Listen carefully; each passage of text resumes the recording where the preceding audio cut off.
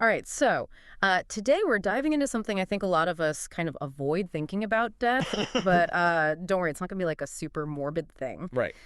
We're going to explore this book by the philosopher Todd May called Death, the Art of Living. Okay. And we're going to see if like understanding that we're all going to die someday can Hmm. actually help us like live more fully. Interesting. Yeah, we'll look at some surprising ideas like why immortality might not be all it's cracked up to be, how being afraid of death can actually be meaningful, Okay. and what we can learn about making the most of our time from like a jazz legend. Wow, that's a lot to unpack. It is. So are you ready to get a little existential with me? Let's do it. Okay, so Todd May, he doesn't really beat around the bush.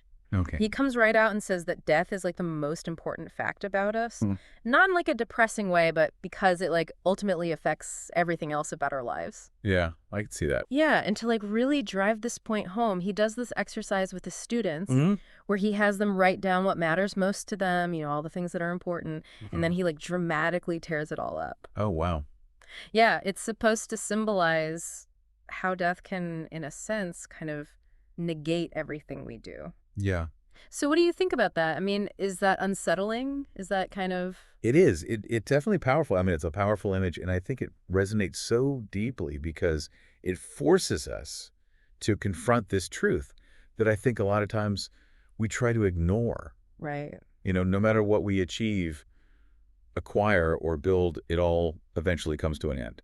Yeah, it really makes you think about, like, if death is this, like, overarching reality, Yeah. how do we even begin to deal with it? Like, how do we wrap our minds around that? Exactly. And May looks at different religions like Christianity and Buddhism and how they kind of grapple with death's finality. Right, they offer different frameworks. Yeah. So, for example, Christianity, with its emphasis on heaven and hell, that promises like a continuation of yourself in the afterlife.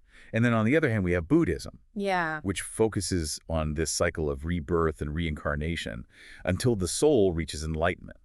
So even with, like, super different belief systems, Right.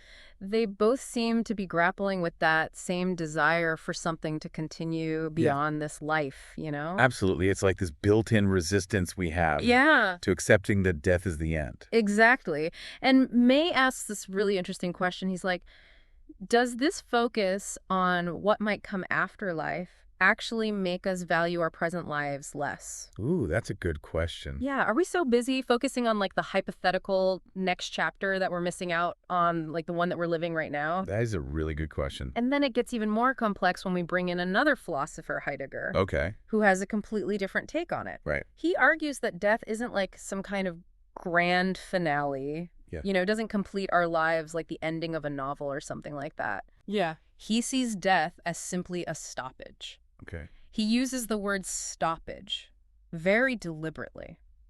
Interesting. Like life is just abruptly cut off. I see. Think about it, like all the unfinished projects that you have right now, the Yeah. relationships you're building, the goals you're working towards. Right. Death doesn't like neatly tie things up. It just disrupts them and things are just left unresolved. Wow. So what do you think about that idea? Yeah. That death is a stoppage? That's interesting. It definitely challenges the idea that our lives have this neat, preordained ending. Yeah, and it ties into, I think, a fear a lot of people have, which is this fear of dying with unfulfilled potential. Like that feeling of, ugh, I got cut off before I had a chance to do everything I wanted to do Totally. or be everything I felt like I was meant to be. Exactly. And here's like another layer to that, too. Okay. The fact that death is both inevitable Yeah. and unpredictable. We know it's coming, but we don't know when. So we're always kind of living with this like awareness of our own mortality, even when we try to push it to the back of our minds. Yeah. Yeah, and it affects how we make choices, what we prioritize, how we spend our time. Think about all the ways people try to cope with this anxiety. Yeah, like what? Some people become extreme risk takers, Oh, yeah. almost like they're testing fate. Right. Others become obsessive planners, Yeah. trying to control every aspect of their lives to try to create some sense of security. Okay, so we've got this incredibly powerful force, this stoppage, that is death shaping our lives in these really profound ways. Right. But what if we imagined a world without death? Ooh. May explores this too, and this is where things get really interesting. Okay. This is where he brings up the idea of immortality, Mm-hmm. not as like a utopia, but like as a thought experiment. Interesting. And he uses a short story by Borges Okay. called The Immortal. The immortal. Have you read that one? I haven't actually. Tell me about it. Okay, so in the story, immortality, it basically turns out to be more of a curse than a blessing. Oh, wow. The characters who achieve this eternal life, they actually end up losing their sense of purpose and meaning. So they achieve this thing that everyone seems to crave, Yeah. and it backfires. Exactly. Wow. Borges explores this concept of eternal recurrence, Uh-huh. which suggests that if we lived forever, we'd eventually experience everything there is to experience over and over again an infinite number of times. Oh, my God. So imagine like the boredom, the lack of novelty, and ultimately the feeling that nothing really matters. Right. Because you've done it all before. Yeah. So maybe immortality wouldn't be so great after all. That actually sounds terrifying. I know, right? Yeah. It really makes you wonder if there's a certain value in our limitations, like a sense of urgency Yeah. that comes from knowing that our time is finite. Right. Because if you knew you had forever, Right. would you even bother to get out of bed today? Seriously. And this connects to a really interesting argument made by the philosopher Martha Nussbaum. Yeah. She suggests that it's our very mortality that gives our actions meaning. Mm. You know, it's because we don't have unlimited chances that our choices, relationships, and efforts feel so significant. That makes sense. So think about it. How would your life choices change if you knew you had an eternity ahead of you? Ooh, that's a good one. Yeah. Would you pursue your passions with the same intensity? Right. Would your relationships have the same weight? That's a powerful question to consider. So it seems like both death and immortality have their downsides. Yeah. So where do we go from here? Well, May doesn't leave us in this, like, bleak space. Okay, good. He shifts gears and starts exploring how we can actually embrace our limited time as a source of value. Okay. You know, it's about finding a way to live with fragility, not trying to escape it. Okay. So it's not about, like, denying death or pretending it doesn't exist. Right, yeah. But it's also not about letting it paralyze you with fear. It's about finding that balance. So not sticking our heads in the sand Right. or constantly worrying about the clock ticking. Exactly. Sounds tricky. It is. And this is where the idea of living in the present comes in. Okay.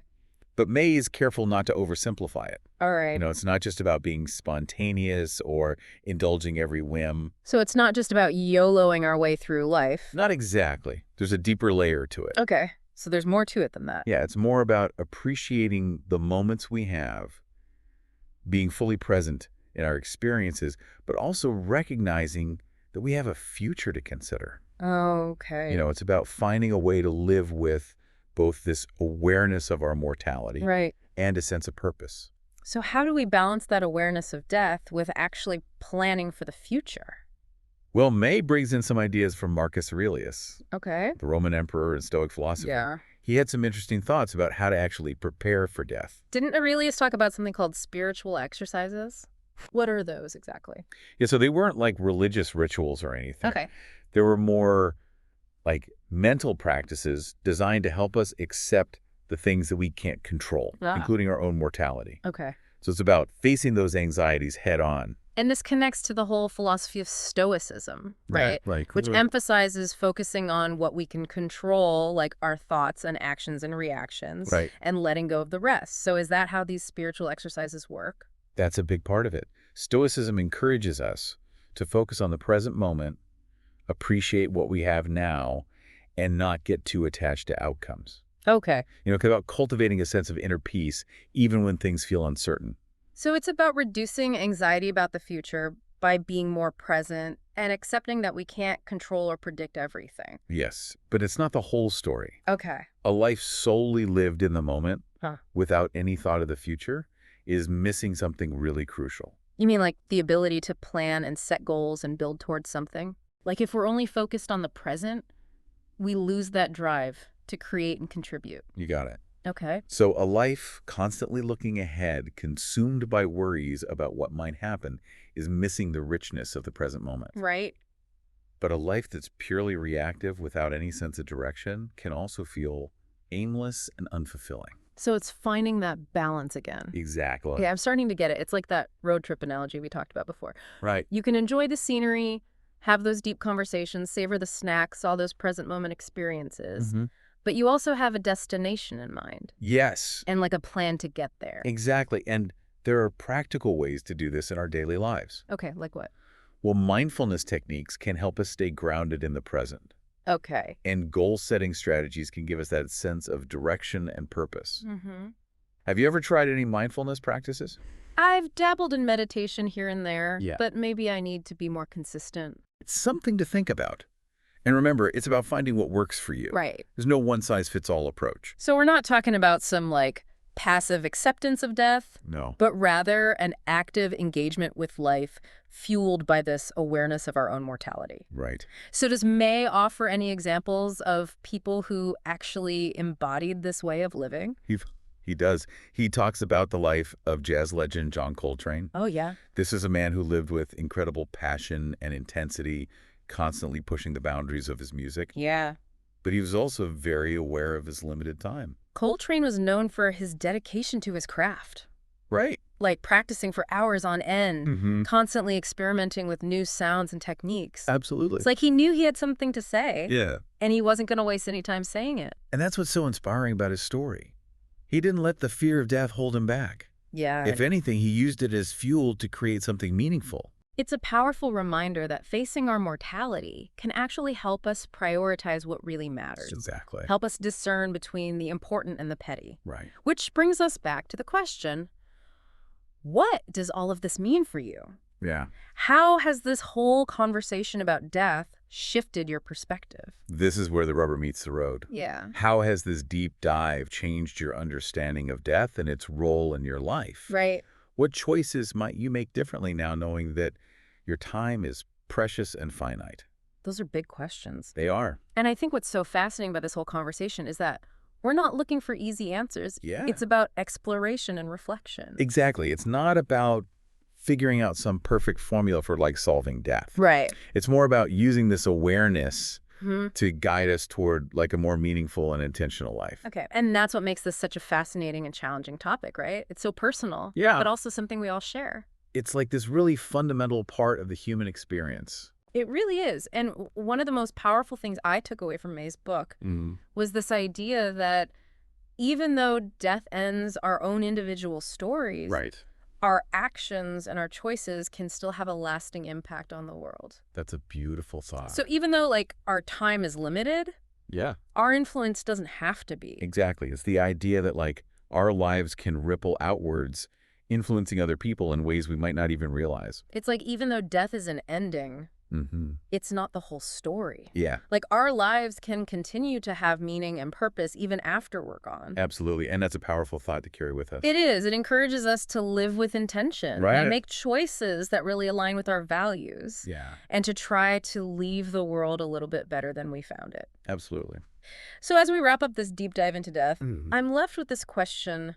How can each of us use this awareness of our own mortality to live with more purpose and intentionality? What would a life lived with that kind of awareness look like for each of us? That is the million-dollar question. It is. And, there's no one right answer. Right. But I think that's what makes it so compelling, is this ongoing journey of exploration and discovery that unfolds throughout our lives. And maybe that's the ultimate takeaway. Yeah. Death isn't something to be feared or ignored, Hmm. but a fundamental part of being human Right. that can actually guide us toward a more meaningful life. It's a reminder to really savor the moments we have, Yeah. to connect deeply with the people around us, and to make the most of this precious and sometimes fragile gift of life.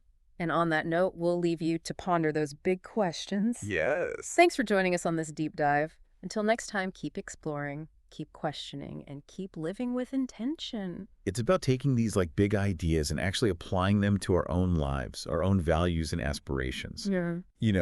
Because ultimately we all have to find our own way to live with the fact that we're not going to be here forever. That's what makes it so fascinating and challenging. It is. Like it's deeply personal, but also universal. Yeah, it really touches on something fundamental about the human experience. It really does. And I think what's so powerful about May's book is this idea that death brings an end to our individual stories, Right. but our actions and choices can still have a lasting impact. That's a really beautiful thought. even though our time is limited, our influence doesn't have to be. Right. It's like our lives can ripple outward, and we might not even fully grasp how we affect other people. It's like death is an ending, but it's not the whole story. Yeah. Our lives can have meaning and purpose even after we're gone. It's powerful to think about. It is. It encourages us to live with more intention, to make choices that reflect our values, Absolutely. and to try and make the world a little bit better than we found it. I love that. So as we wrap up this deep dive into death, I keep coming back to this question. How can we each use this knowledge that we're gonna die someday Right. to live with more intention and purpose? Like, what does that kind of life actually look like? That's the million-dollar question, and there isn't one answer. Yeah. But that's part of what makes it so interesting. Yeah. It's an ongoing journey for all of us. It is, and maybe that's the main thing to take away from all of this. Death isn't something to be afraid of or to ignore. Yeah. It's a part of being human, and it can help us live more meaningful lives. It reminds us to savor every moment, to connect deeply with people, Yeah. and to make the most of this gift of life, It can be fragile. It can be. And on that note, we'll leave you to think about these big questions. Yes. Thanks for joining us on this deep dive into death. Until next time, keep exploring, keep questioning, and keep living with intention.